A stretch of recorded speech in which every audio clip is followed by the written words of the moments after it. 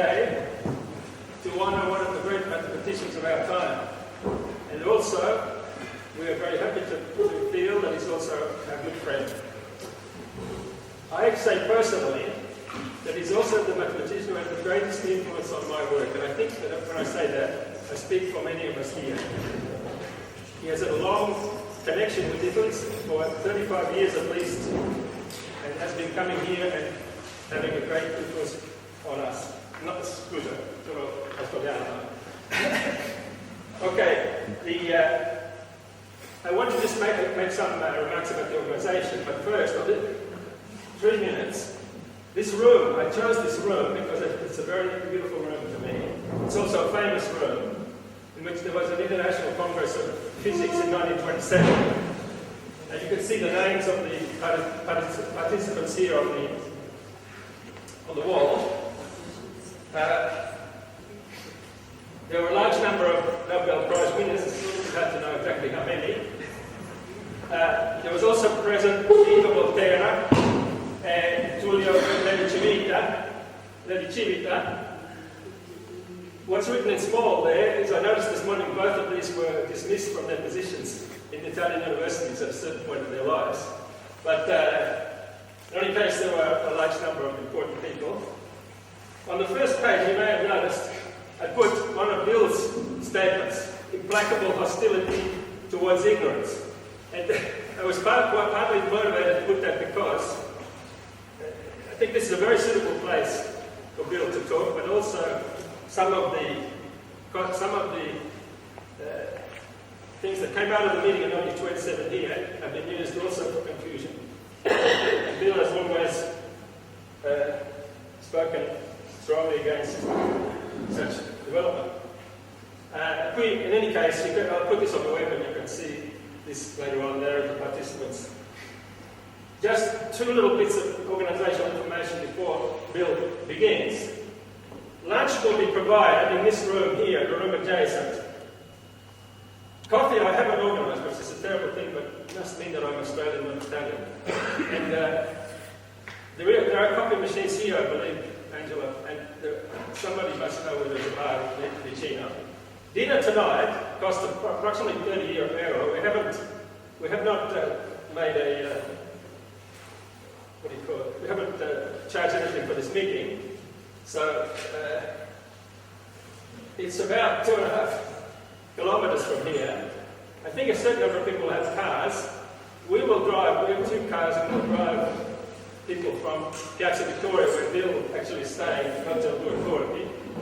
A quarter of an hour, 15 minuti prima delle 8. Ma anche possiamo fare in ferry service. Anybody who needs a statement from me that they have attended the meeting, please send me an email because I haven't organised that, but I will fax you. If you give me a fax number, I'll fax you a statement that you.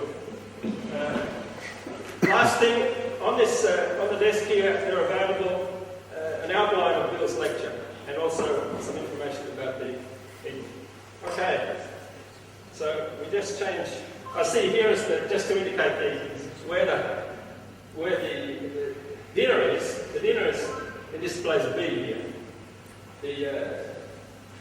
I'll put this up later on so you can have a look at the detail if you want. I'll put it up after the lectures. Okay, can we transfer across to here?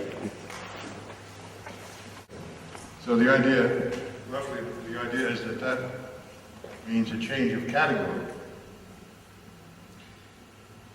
We try always to strive to deepen the knowledge, the level of the knowledge, or the refinement, or whatever. On the other hand, we don't always stick with the most refined, because we back up to a much coarser picture if that's sufficient for a certain purpose. So,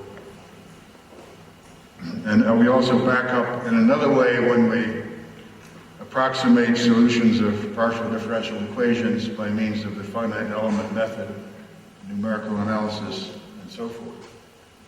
So the idea is that in general, all this kind of different levels or degrees of cohesion is analyzed as a series, or not a series, but a system of categories. It isn't just one category. It needs to be a system of categories. When you make a qualitative change in the depth, change from one category to another, but let's say most of the time you stay within one category, you go to another one. So there are these two kinds of motion. So that's what I'm trying to explain.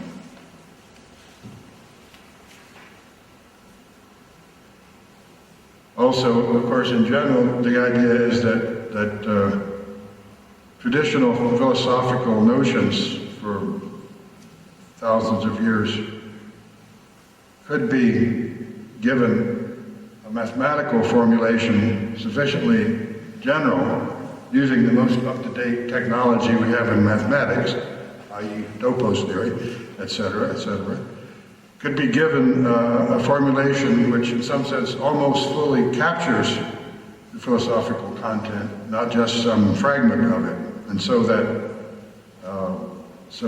philosophical considerations could become open to some degree to calculation, as Leibniz, for example, dreamed. So the first idea is to distinguish between generalized spaces. I've just called objects of these categories spaces to distinguish them from maybe other kinds of categories where you might speak of algebras. Space is a space.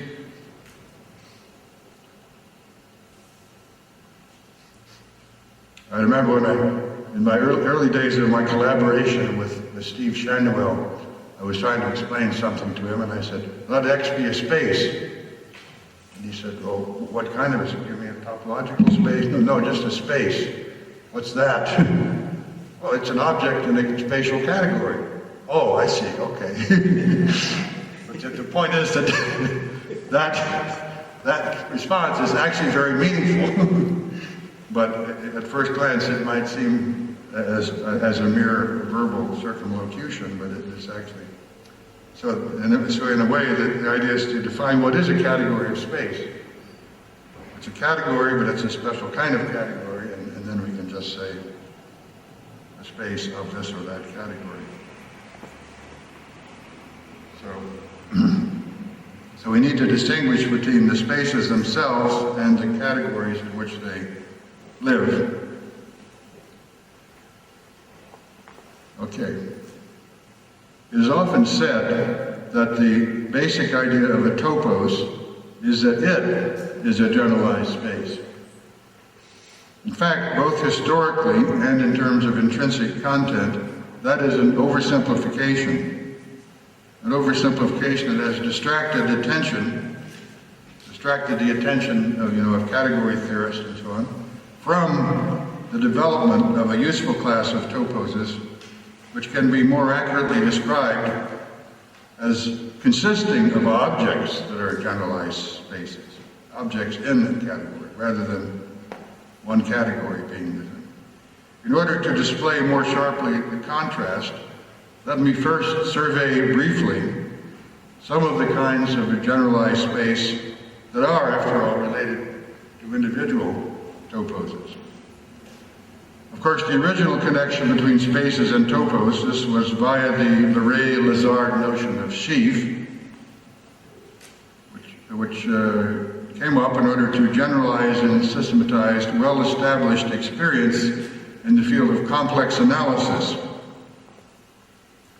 To generalize from the complex spaces to the supposedly default nation of space, quote unquote, which is based on a partially ordered set which satisfies conditions appropriate to open regions in space. Partially open set of open regions as a basis for the category of sheaf. So it's so-called localic topos. This was the first kind of generalized space. But in fact, the sheaves first appeared as linear sheaves. And in analysis, even today, linear sheaves are the most frequent. Sheaves of functions and vector bundles and so forth and so on. Although it was recognized already in the 1950s that these linear sheaves are very effectively considered as linear objects in the nonlinear category of set-like sheaves. Hence the notion of topos, basically, or that was one of the origins of the notion of topos. Now these sheaves, the original sheaves, have a dual description. They are either local homeomorphisms or they are special presheaves. Presheaves of sections which always satisfy so-called sheaf conditions. The two descriptions, at one point, Grothendieck said we have to forget the local homeomorphism point of view because in the generalizations that we want, the presheaf point of view is the only one that works. Of course, it turned out that the local homeomorphism description did generalize quite a bit too. But basically, one point is that in terms of the presheaf point of view, that's always accompanied by the sheaf condition, compatibility with coverings. And this principle of compatibility of coverings was clearly a good generalization because it not only held for pure topology, but also for smooth and analytic geometry. In other words, the fact that a map or a section or something is smooth on each part of the covering implies that it is smooth, or even better, if it's given on each part of a covering in a compatible way, that it even exists globally. That if and only if, which is known as the sheaf condition, was applied equally well to analytic, the existence of analytic and smooth as well as continuous. And it was found out by Sayre that it also worked in algebraic geometry, which applies to polynomial maps. Well, perhaps the first and most obvious generalization of this kind of category of sheaves was something almost opposite in a way, namely the actions of a given group on discrete sets. Because this was very appropriate because actually groups in traditional spaces live in the same world because with the space you have universal covering space, but you also have the Poincare groupoid, fundamental of the groupoid, of the Eilenberg-MacLane spaces and so forth, which has to do directly with the interaction of groups and traditional spaces, part of which can be explained better if it takes place in one category. So one needed to generalize the notion of space from topological spaces at least to the level of permitting groups to run around as objects in the same category. So within the general setting of toposes, which is much, much more general, Grothendieck first isolated a small part of it, which he called the étendue, which contains both the sheaves on the poset of regions as well as the actions of a group or a groupoid. Those two fairly disparate kinds are united under the notion of étendue, which is most simply described simply as in the appropriate language as a topos which is locally like sheaves on the poset of regions, which it turns out includes the group in an apparently laughable way, namely the group is locally a one-point space, which